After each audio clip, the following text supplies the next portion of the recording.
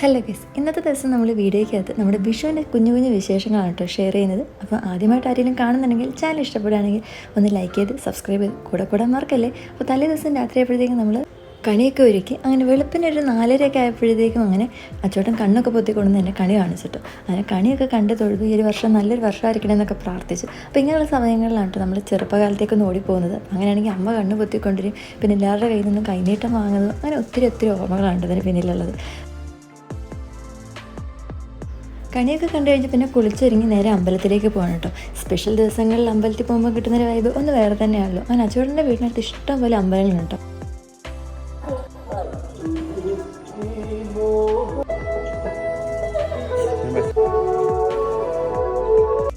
എല്ലാ അമ്പലങ്ങൾക്കും ഒരു പ്രത്യേകതരം ഗ്രാമീണ ഭംഗി കൂടിയുണ്ട്. പിന്നെ എല്ലാ അമ്പലത്തിൽ നിന്നും കൈനീട്ടം കിട്ടിയിട്ട് എൻ്റെ ലൈഫിൽ വളരെ റെയർ കേസിലാണ് ഇത്തരത്തിലുള്ള എക്സ്പീരിയൻസുകളൊക്കെ കിട്ടുന്നത്. അങ്ങനെ ഒരു 3-4 അമ്പലങ്ങളൊക്കെ നമ്മൾ കവർ ചെയ്ത് കഴിഞ്ഞു.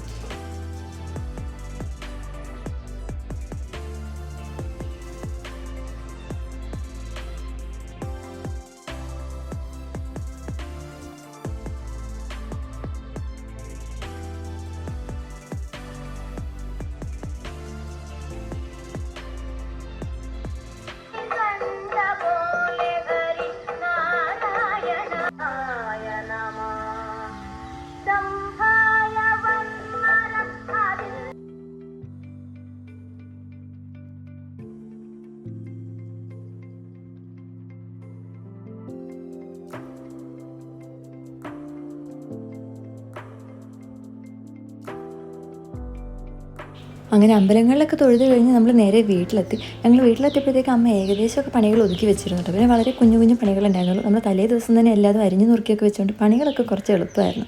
അങ്ങനെ പണികളൊക്കെ കഴിഞ്ഞ് കഴിഞ്ഞപ്പോഴേക്കും നമ്മൾ ബ്രേക്ക്ഫാസ്റ്റൊക്കെ കഴിച്ചു. അത് കഴിഞ്ഞപ്പോഴേക്കും അച്ഛൻ നേരെ പോയി പായസം വാങ്ങിയിട്ട്, ഇവിടെ പായസം പുറത്തുനിന്നാണ് വാങ്ങുന്നത്. അപ്പോൾ പാലട പ്രഥമൻ ഉണ്ടായിരുന്നു, പരിപ്പ് പായസം ഉണ്ടായിരുന്നു. പാലട പ്രഥമനാണ് എൻ്റെ ഫേവറേറ്റ്. അപ്പോൾ അതൊന്ന് കുടിച്ചു നോക്കി, നല്ല അടിപൊളി ടേസ്റ്റ് ആയിരുന്നു കേട്ടോ. അപ്പോൾ എൻ്റെ ഒരു ചെറിയ വെള്ളരിക്കയ്ക്ക് ഇച്ചിരി പരീക്ഷണം കൂടെ, അങ്ങനെ അതും വലിയ കുഴപ്പമുണ്ടായിരുന്നില്ല. പണികളൊക്കെ കഴിഞ്ഞ് കഴിഞ്ഞപ്പോൾ നമ്മൾ മാങ്ങ പറിച്ച് വെക്കാൻ കേട്ടോ.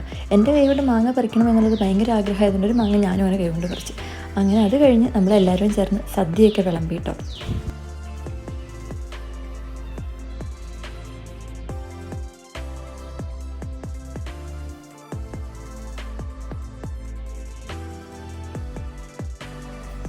ഉച്ചയ്ക്ക് സദ്യ കഴിക്കാന്നുള്ളത് ഭയങ്കര തിരക്ക് പിടിച്ചൊരു കാര്യമാണ് ഇവിടെ. കാരണം അച്ഛന് പരിപാടിക്ക് പോകണം, എനിക്കും അച്ഛനോട്ടും ഭക്ഷണമൊക്കെ കഴിച്ച ശേഷം എൻ്റെ വീട്ടിലേക്ക് പോകണം. അപ്പോൾ നമ്മൾ റെയിൽവേ സ്റ്റേഷനിലേക്ക് പോകണ്ട്. അങ്ങനെ ആകെ തിരക്കാണ്. അങ്ങനെ നമ്മളെല്ലാവരും ചേർന്നിട്ട് നല്ല സ്വാദിഷ്ടമായിട്ടുള്ള ഒരു വിഷു സദ്യയൊക്കെ കഴിച്ചു കഴിഞ്ഞു.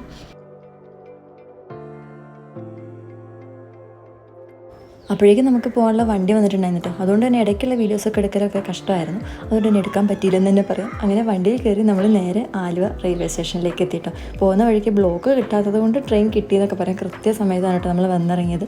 അങ്ങനെ ഉച്ചയ്ക്ക് 2:15 ആയപ്പോഴാണ് നമ്മുടെ ട്രെയിൻ.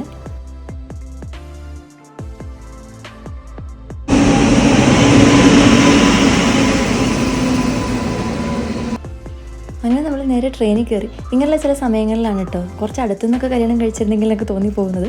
ദൂരം കൂടുന്നോറും എക്സൈറ്റ്മെൻറ്റ് കൂടുന്നോറും കുറച്ചുകൂടെ ദൂരം അധികം കൂടുന്നുണ്ടോ എന്നൊരു ഡൗട്ടില്ല അഴുകില്ല കേട്ടോ. അങ്ങനെ കുറേ നേരം വണ്ടിയിൽ ഇരുന്ന് ബോറടിച്ച് ലാസ്റ്റ് നമ്മളങ്ങനെ കുറ്റിപ്പുറം റെയിൽവേ സ്റ്റേഷനിൽ ഇറങ്ങി.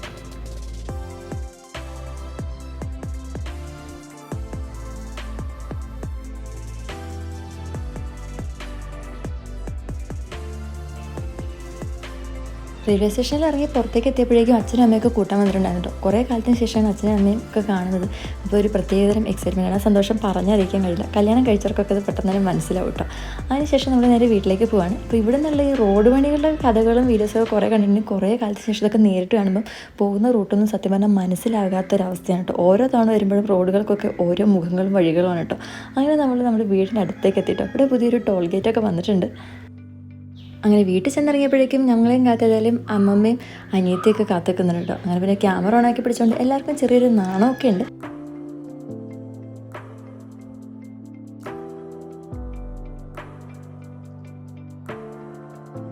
അങ്ങനെ കുറേ കാലത്തിന് ശേഷം എല്ലാവരെയും കണ്ടപ്പോൾ വീഡിയോ എടുക്കുന്ന കാര്യത്തിലൊക്കെ ഞാൻ ഇടയ്ക്കൊക്കെ മറന്നുപോയി. ഉള്ള കുറച്ച് വീഡിയോസൊക്കെ ഉണ്ട് ഗൈസ് ഇവിടെ ചേർക്കുന്നത്. അങ്ങനെ നമ്മുടെ വീട്ടിൽ ഇന്നേ വരെ വിഷുവിന് പടക്കം പൊട്ടിച്ചിട്ടില്ല കേട്ടോ. അപ്പോൾ പിന്നെ അച്ചോട്ടനും കൂടി ഇത്തവണ ഉള്ളതുകൊണ്ട് അച്ചോട് പടക്കം വാങ്ങിച്ചു വരാൻ പറഞ്ഞു. എക്സ്പീരിയൻസ് ഉള്ള ഒരാൾ കൂടെ ഇരിക്കുന്നത് നല്ലതാണല്ലോ. അങ്ങനെ നമ്മൾ പടക്കമൊക്കെ വാങ്ങിച്ചു വന്നതും ഇത്രയും കാലമില്ലാത്തൊരു മഴ ഇവിടെ അങ്ങ് പെയ്തിട്ടോ. നമുക്ക് ഓരോരോ വിഘ്നങ്ങളിൽ പിന്നെ അതിൽ ആ ഗ്യാപ്പിൽ നമ്മൾ ഏതെങ്കിലും പോയി ഭക്ഷണം കഴിക്കാൻ കരുതി. അങ്ങനെ രാത്രി ഒന്നും കൂടി എൻ്റെ വീട്ടിൽ നിന്നൊരു വിഷു സദ്യയൊക്കെ കഴിച്ചിട്ടു. അങ്ങനെ നമ്മൾ രണ്ടാമത്തെ സദ്യയാണ് കഴിക്കുന്നത് ഗൈസ്.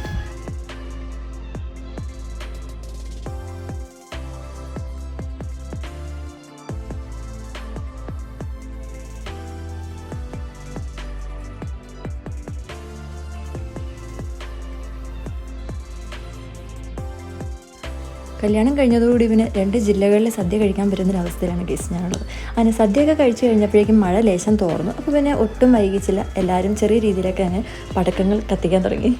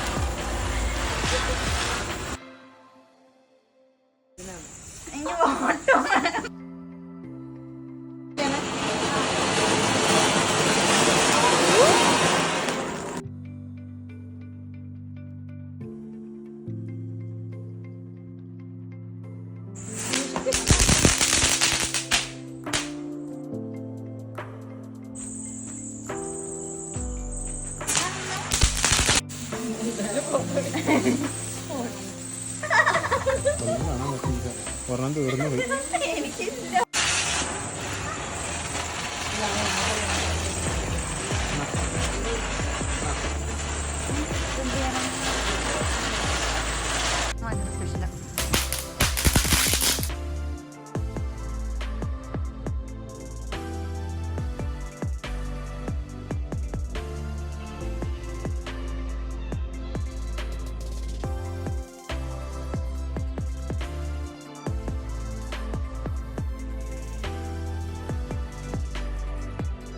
ആദ്യമായിട്ട് ചെയ്യുന്ന എന്തൊരു കാര്യത്തിലും കുറച്ച് സ്പെഷ്യാലിറ്റി ഉണ്ടായിരിക്കും എന്ന് പറയുന്നത് സത്യമല്ലേ. അപ്പോൾ ഞങ്ങളുടെ വീട്ടിൽ ആദ്യമായിട്ട് പടക്കം പൊട്ടിച്ചിട്ടുണ്ടെങ്കിൽ ഞാൻ ഇത്തവണ ഭയങ്കര ഹാപ്പിയാണ് കേട്ടോ.